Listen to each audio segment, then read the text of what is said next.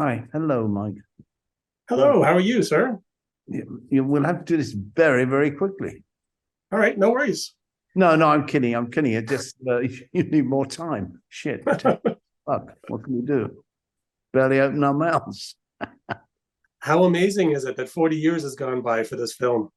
It's ridiculous. Really, I, I'm sort of flattered that people are still talking about it. Really, I mean, given that when it came out, everybody was running for the hills, basically, and nobody thought it was going to do any business. Funny, the studio, for example, sold off 30% of their interest in it 2 weeks before the movie came out.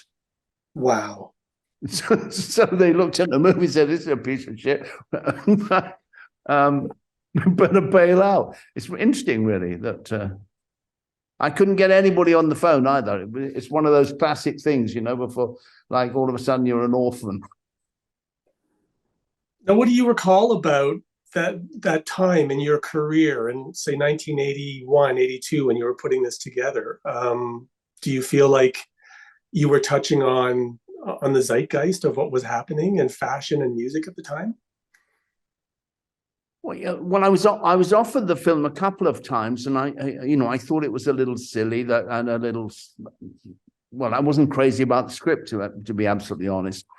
And then I realized that they were actually going to make the money, make the movie, and spend $8 million or whatever. And so I thought I should do it and try and make something of the dances and give it some energy. And so I'm glad I did, and it sort of started to come together when I saw Jennifer Beals. She'd come in. She never acted before. She was only 17. And I just thought she was so, refreshing and sort of vulnerable and lovely looking. And I went galloping through to Jerry Brockheimer, who was in the other room. And I said, "You've got to use this. You've got to see this girl. She's phenomenal." Nice. Well, And good choice. well, she wasn't a great dancer or anything, so it wasn't the obvious thing to do. But, I got two people in one, really, but in having Marine Yahan as well to do the dancing. Nice. Can you talk a little bit about a scene or a moment in the film that you found particularly difficult to capture on film? Well, I would say that, the wet dance thing, when the water comes down. Before I did the scene, this is before the movie, I said I really want to do a wet dance, and I didn't know how to do it. Hadn't got a clue what to do, and I had a weird thing where I had to explain to the executives at Paramount what I was going to do, and there were bleachers, so they were looking down on me. I was at the bottom with a poor girl who had a hose pipe around. I put a hose pipe, and I was trying to sort of explain, and I didn't know what I was going to do myself, to be honest. What it would be like with the water flying around, and be funny because the water would drench somebody in the audience, and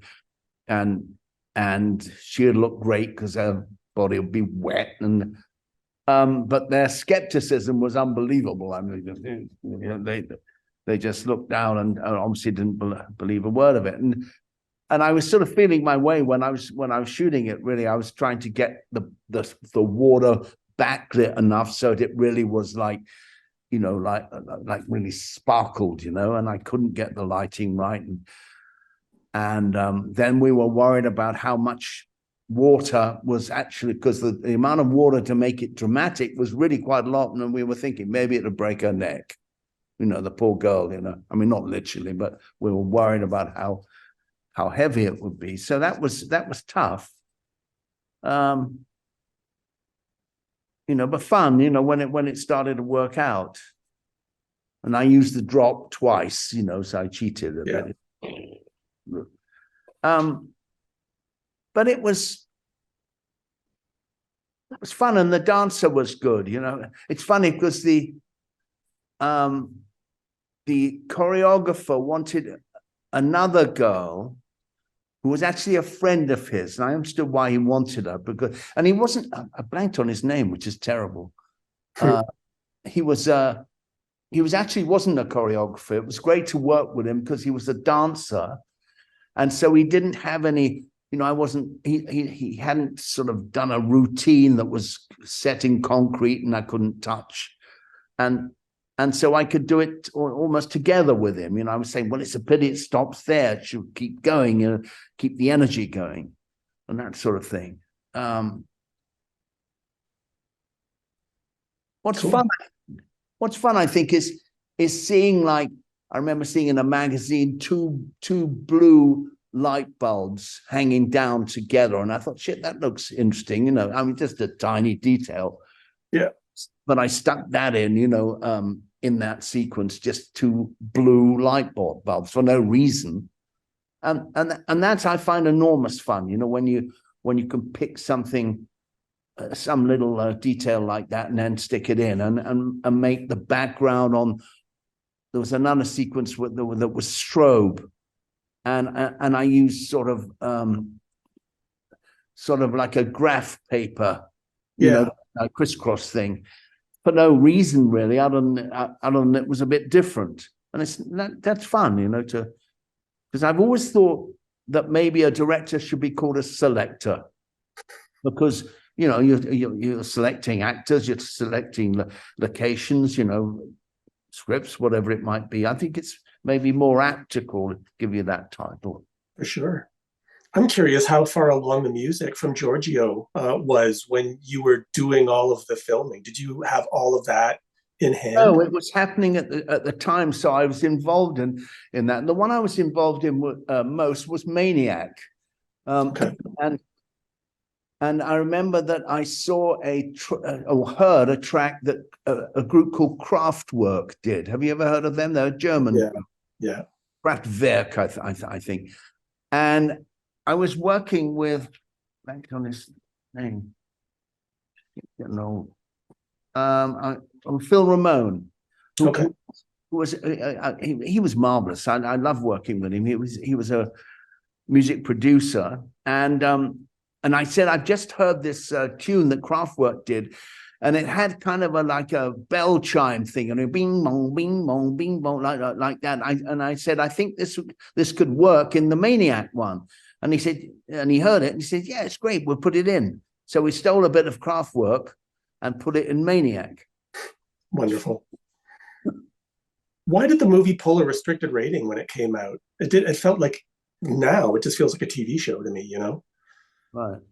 I don't know. I don't know, to be honest. I mean, because then it was easier to do sort of more risque stuff than I think now, perhaps. True. Or maybe it was the strip club thing, you know, where people were naked, or maybe it was that.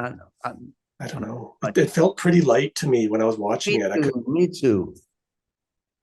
I was fairly pleased. I mean, I saw it last night for the first time for 15 years, probably, and I thought she held up well. Jennifer Beals, I thought she was very sort of, had a sweet quality, a vulnerable quality, which I think helped the story really.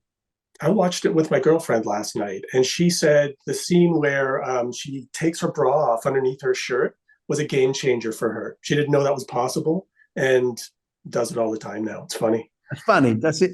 See, I never worked it out. I never quite worked out how she did it. She did it when she was changing, when I was doing the wardrobe, you know, to get from one outfit to another. And I watched her do it with my mouth open. I mean, I thought, well, you know, I couldn't work out how she did it.